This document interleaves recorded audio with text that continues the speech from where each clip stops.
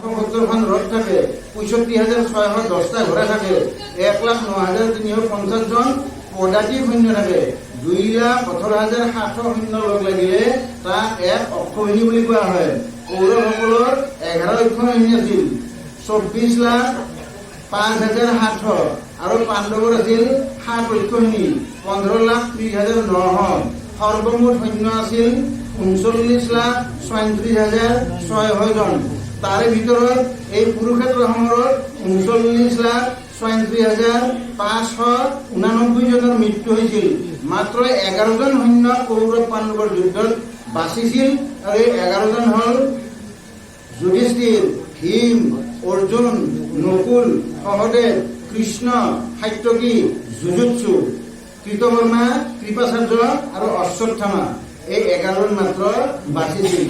3149 খ্ৰীষ্টপূৰ্বত নৱেম্বৰ মাহৰ 29 তাৰিখ আঘোণ মাহৰ শুক্লপক্ষ একাদশী তিথিত যুদ্ধ হৈছিল। পুহ মাহৰ কৃষ্ণপক্ষ পঞ্চমী তিথিত যুদ্ধৰ দশম দিনা ভীষ্ম হত্যাত পৰিছিল। পুহ মাহৰ কৃষ্ণপক্ষ ত্ৰয়োদশী তিথিত যুদ্ধ সামৰণি হৈছিল। মাঘ মাহৰ শুক্লপক্ষ ষষ্ঠীত ভীষ্ম প্ৰাণত্যাগ কৰিছিল। 55 দিন পিছত মাঘ মাহৰ শুক্লপক্ষ অষ্টমী তিথিত কাঠ সংস্কাৰ কৰিছিল। মহাভাৰতৰ মতে 745টা শ্লোক আছে। এই 745টা শ্লোকৰ ভগৱান শ্ৰীকৃষ্ণৰ মুখপদ্ম নিশ্চিত হল 620টা, অৰ্জুনৰ 57টা, সঞ্জয়ৰ 67টা, ধৃতৰাষ্ট্ৰৰ মাত্ৰ 1টা। যি কি নহওক এই সৈন্যবিলাকক নিধন কৰিলে আৰু এই সৈন্যবিলাকক নিধন কৰাৰ পিছত ইয়াতকৈ 6 গুণ বেছি ভাৰ আছিল, ভূমিৰ ভাৰ আছিল যদুকুল। কাৰণ তাৰ একোজন বীৰ হাজাৰ হাজাৰ ইন্দ্ৰৰ সমকক্ষ। গতিকে এই যদুকুল ধ্বংস কৰাৰ পিছত কৃষ্ণ যাবলৈ ওলাল। সেইকাৰণে কৈছে, হে উদ্ধৱ, মই দেৱতাবিলাকৰ সমস্ত মনৰ বাঞ্ছা পূৰ্ণ কৰিলো, এতিয়া মই যাম, ইয়াত আৰু কোনো সন্দেহ নাই। সাধিলা উদ্ধৱ দেৱতাৰ মাজত নাথাকিব, এতিয়া তোমাৰ কিবা মাজত যে তোমাৰ পৰাই যে যাম এনে নহয়, মই এই সংসাৰৰ পৰাই এতিয়া মই যাম। আৰু মই যেতিয়া যাম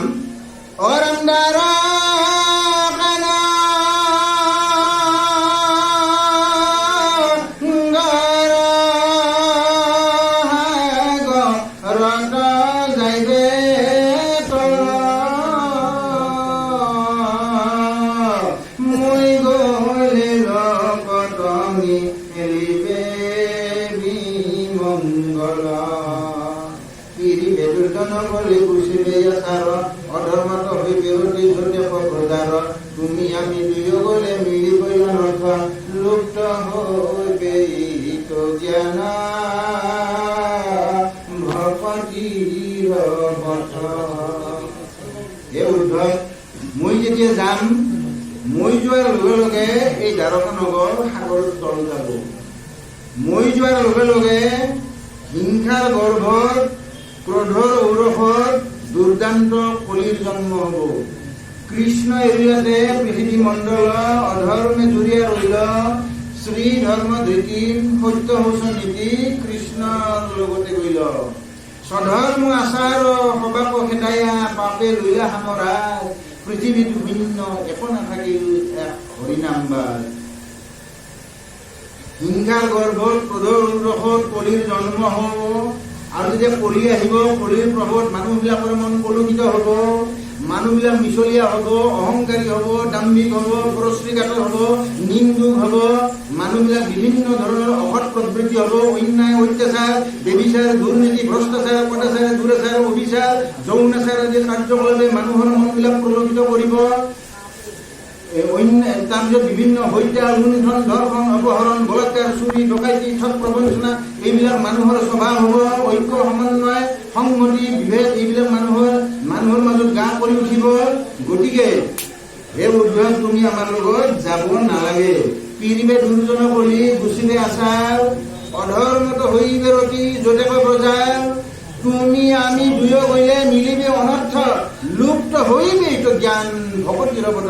যেতিয়া ভক্তিৰ ৰাস্তাটো নাথাকিব, যি শুদ্ধ সত্য হৰিনাম ধৰ্ম, ভক্তি ধৰ্ম এইটো নাথাকিব, তুমি আৰু মই যদি দুয়োজনে যাওঁ, সংসাৰৰ পৰা ভক্তি ধৰ্ম বিলুপ্ত হৈ যাব। গতিকে হে উদ্ধৱ, তুমি মোৰ লগত যাব নালাগে। তুমি আমি দুয়োগলে মিলিব অনৰ্থ লুপ্ত হলে এইটো জ্ঞান ভকতিৰ কথা অৰামধাৰ নেবি হেৰিবে লোক যাইবে অধগতি ভকতি কৰাতি তুমি থাকিও সম্প্ৰতি মোহৰ বচনই জনতাৰিবা তুমি শ্ৰৱণতে জনপ্ৰৱৰ্তাই থাকা তুমি এইটো মোৰ আজ্ঞা ৰাখিব লাগিব, মোৰ আজ্ঞা পালন কৰিব লাগিব। তুমি শ্ৰৱণ কীৰ্তন ধৰ্ম ভক্তি ধৰ্ম প্ৰৱৰ্তন কৰিব লাগিব। ভক্তি ধৰ্মটো সংসাৰত প্ৰচাৰ কৰিব লাগিব। ভক্তিতকৈ শ্ৰেষ্ঠ ধৰ্ম একো হ'ব নোৱাৰে। গীতাই যদিও ঈশ্বৰ প্ৰাপ্তিৰ 4টা মাৰ্গ কৰ্ম মাৰ্গ, জ্ঞান মাৰ্গ, যোগ মাৰ্গ, ভক্তি মাৰ্গ, এই 4টা মাৰ্গৰ কথা কৈছে। এই 4টা মাৰ্গৰ ভিতৰত প্ৰভু ভগৱন্ত কৃষ্ণই উদ্ধৱক কৈছে যে হে উদ্ধৱ, যদিও মোক প্ৰাপ্তিৰ 4টা মাৰ্গ আছে, এই 4টা মাৰ্গৰ ভিতৰত আটাইতকৈ সহজ, আটাইতকৈ সৰল, আটাইতকৈ সুগম পন্থাটো হ'ল ভক্তিৰ পন্থা, ভক্তিৰ মাৰ্গ বা ভক্তিৰ ৰাস্তা। কিয় বাকীবিলাকৰ দ্বাৰা কি নাপায়? পায়, কিন্তু ভকতি সহায় বিনে জ্ঞানে কৰ্মে নাহাধে কাৰো মুকুতি কাহাৰ সহায় নচাৱে ভকতি গৰিষ্ঠ এহিহে যুগুতি।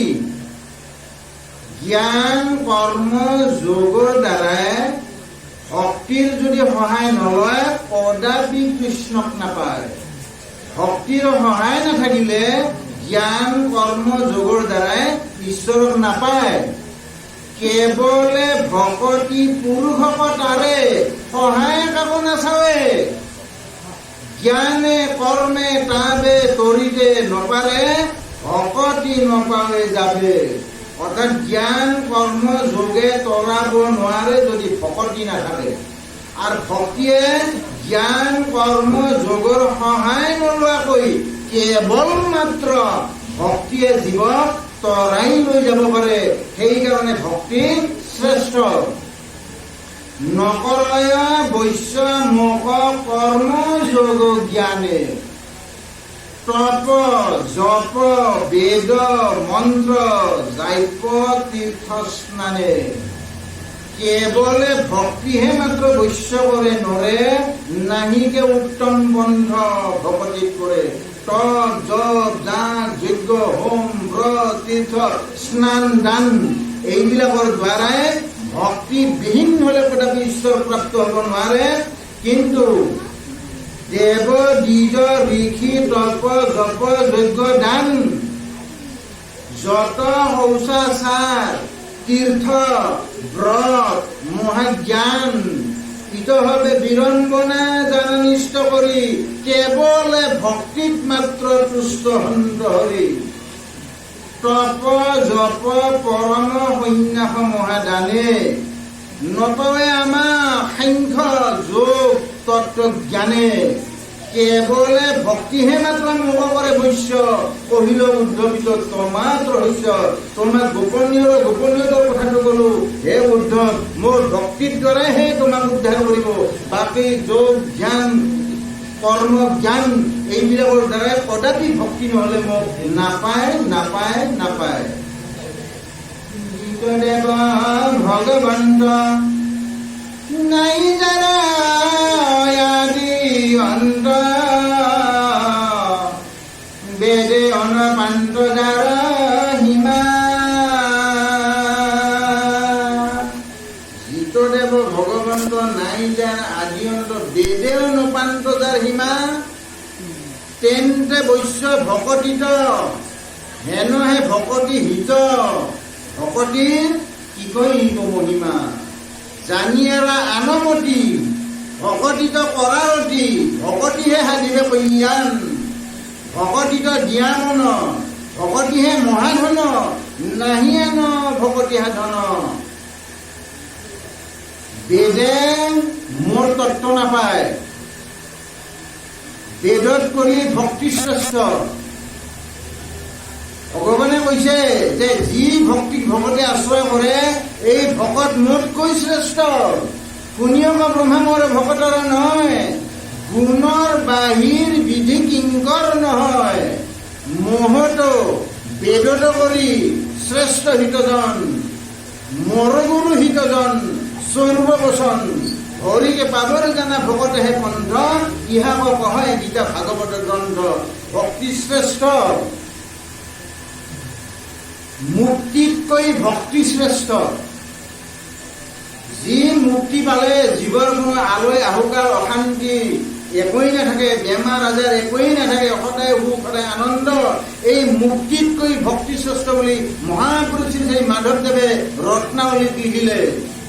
যদ্যপি মুকুতি পদ সুখৰূপ হয়, তথাপি ভকতি শ্ৰেষ্ঠ কহিল নিশ্চয়। সেৱাৰ আনন্দ সুখ মুকুতিত নাই, মুকুতিৰ সুখ ৰস ভকতিত পায়। মুক্তিৰ সুখ ভক্তিত পায়, ভক্তিৰ সুখ মুক্তিত নাই। এটা উদাহৰণ চাব, এই লতাটোত মৌ আছে, এই লতাটোত মৌ আছে। এই মৌ পান কৰিবৰ কাৰণে এটা মাখি উৰি আহিছে। এই উৰি অহা মাখিটোৱে লতাটোৰ পাৰত বহি যদি মৌ খায়, মৌ খোৱাৰ তৃপ্তি পাব। মাখিটোৱে যদি উৰি আহি লতাটোৰ পাৰত বহি মৌ খায়, মৌ খাৱাৰ তৃপ্তি পাব। আৰু যদি মাখিটোৱে লতাটোৰ পাৰত নবহি মৌত পৰি যায়, মৌ খাব, তৃপ্তি নাপায়, কাৰণ তাতে এজন মানুহৰ পানীৰ পিয়াহ লাগিছে। পানীৰ পিয়াহ লগা মানুহজনে কুঁৱাৰ পাৰলৈ গৈ বাল্টিঙেৰে পানী তুলি পানী পান কৰিলে, পানী পান কৰাৰ পিয়াহ পলোৱাৰ তৃপ্তি তেওঁ পাব। আৰু যদি মানুহজনে বাল্টিঙেৰে পানী নুতুলি তেওঁ নিজেই যদি কুঁৱাৰ পানীত পৰি যায়, পানী খাব, কিন্তু পানী খোৱাৰ তৃপ্তি আৰু নাপায়।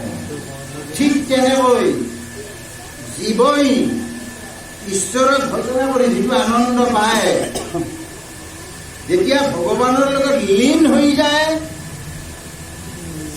যেনেকৈ মৌত পৰি যোৱাত মৌৰ তৃপ্তিটো নাপায়, কুঁৱাৰ পানীত পৰি যোৱাত পানী পান কৰাৰ তৃপ্তি নাপায়, তদ্ৰূপ ঈশ্বৰৰ লগত যদি বিলীন হৈ যায়, ভক্তিৰ তৃপ্তিটো তেওঁ নাপায়।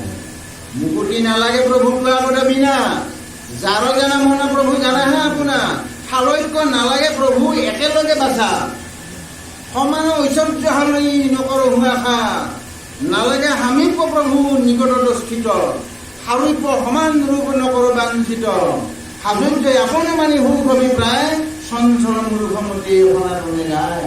পঞ্চ প্ৰকাৰৰ মুক্তি আমাৰ প্ৰয়োজন নাই প্ৰভু, আমাক কেৱল তোমাৰ ভক্তি লাগে, আমাক কেৱল তোমাৰ চৰণ দিব লাগে। গতিকে মুক্তিতকৈ ভক্তি শ্ৰেষ্ঠ। সেইকাৰণে মহাপুৰুষ গুৰুজনাই লিখিছে, যদ্যপি ভকতি নৱ বিধ মাধৱৰ, শ্ৰৱণ কীৰ্তন তাতে মহাশ্ৰেষ্ঠতৰ। যদিও মুক্তি নবিধ, এই নবিধ মুক্তিৰ ভিতৰত শ্ৰৱণ কীৰ্তন কৰণ পাঠন অঞ্চন বন্ধন দায়িত্ব সত্য আত্মনিবেদন, এই নবিধ ভক্তিৰ ভিতৰত কলিযুগৰ মানুহবিলাক অল্পায়ুষ, মাত্ৰ 100 বছৰ গড় আয়ু। অল্পায়ু, অল্প বীৰ্য, দুৰ্বল, ক্ষীণ, সহ্যহীন, এনেকুৱা মানুহবিলাকৰ কাৰণে সকলোবিলাক ভক্তি কৰাটো সম্ভৱপৰ নহয়। গতিকে এনেকুৱা দুৰ্বল, ক্ষীণ, সহ্যহীন মানুহবিলাকৰ কাৰণে কেৱল শ্ৰৱণ আৰু কীৰ্তন শ্ৰেষ্ঠ বুলি কোৱা হৈছে। আৰু যেতিয়া শ্ৰৱণ আৰু কীৰ্তন নাথাকিব, তেতিয়া স্মৰণ কৰক। তেনেহলে কি বাকীবিলাকৰ দ্বাৰাই নাপায় নেকি? বাকী ভক্তিবিলাকৰ দ্বাৰাই নাপায় নেকি? কিয় নাপাব? পাব, কিন্তু তেনেকুৱা শক্তি, ভক্তি, ধৈৰ্য, সহ্য থাকিব লাগিব। পাইছে, নাৰদে কৰিলা হৰি কীৰ্তনত ৰতি, পৰীক্ষিতে শ্ৰৱণত লভিলা মুকুতি, প্ৰহ্লাদে স্মৰণ কৰি ভৰিলা পাৰিফল, ইন্দ্ৰদ্যুম্নে অচিলন্ত কৃষ্ণ চৰণত নাৰদে কৰিলা হৰি কীৰ্তনত ৰতি, পৰীক্ষিতে শ্ৰৱণত লভিলা মুকুতি, প্ৰহ্লাদে স্মৰণ কৰি ভৰিলা পাৰিফল, অম্বৰীষে পাইলাৱতী হেবি হৰিফল, ইন্দ্ৰদ্যুম্নে অচিলন্ত কৃষ্ণ চৰণত, অক্ৰূৰে বন্দনা ভক্তি কৰিলা মাধৱত, বলি ৰজা বামনত আত্মনিবে দিলা, উদ্ধৱে দাসত্ব কৰ্ম কৃষ্ণ কৰিলা, কৃষ্ণহমে কৰিলন্ত অৰ্জুনে সতীত্ব, এহি নৱবিধ ভক্তি লোকত বিদিত। ভক্তি শ্ৰেষ্ঠ। উদ্ধৱে যেতিয়া প্ৰশ্ন কৰিল যে প্ৰভু আপুনি কয় ভক্তি শ্ৰেষ্ঠ বোলে, ভক্তি শ্ৰেষ্ঠ, তেনে বেদে কয় জ্ঞানে শ্ৰেষ্ঠ, ঋষিমুনিয়ে কয় কৰ্মই শ্ৰেষ্ঠ, আপুনি কয় ভক্তি শ্ৰেষ্ঠ, কোনটো শ্ৰেষ্ঠ? মই বিভ্ৰাট হৈ গৈছে, মোৰ মনটো বিভ্ৰাট হৈছে। ভক্তি শ্ৰেষ্ঠ নে জ্ঞান শ্ৰেষ্ঠ নে কৰ্ম শ্ৰেষ্ঠ? তোমাৰ সন্মুখিত পৰম ভগৱতী পন্থ, কেৱলে লোকৰ সাধু গতি, কিন্তু বেদ ফুৰে গাই, জ্ঞান বিনে গতি নাই, আকৌ শুনি ভ্ৰমই মোৰ গতি। কত বোলে কৰ্ম কৰা, কত বোলে পৰিহৰা, মিলে আদি মনত সংশয়, তুমি বিনে নাহিয়ান, তুমি শিৱ সৰ্বজান, বুজাইতো পঢ়িও নিশ্চয়। কিছুমানে কয় কৰ্ম কৰা, কৰ্মই ধৰ্ম, কিছুমানে কৰ্ম পৰিত্যাগ কৰা, কৰ্মই বন্ধনৰ কাৰণ। কি কৰ্ম? এতিয়া আপুনি কৈ আছে ভক্তি শ্ৰেষ্ঠ, ঋষিমুনিয়ে কয় কৰ্মই শ্ৰেষ্ঠ, বেদে কয় জ্ঞানে শ্ৰেষ্ঠ, মই কোনটো ধৰিম? হে উদ্ধৱ শুনা, জ্ঞানে গতি কৈ বেদ, লয় পৰিছেদ, আছৈ জ্ঞান ভকতিৰ মাজে,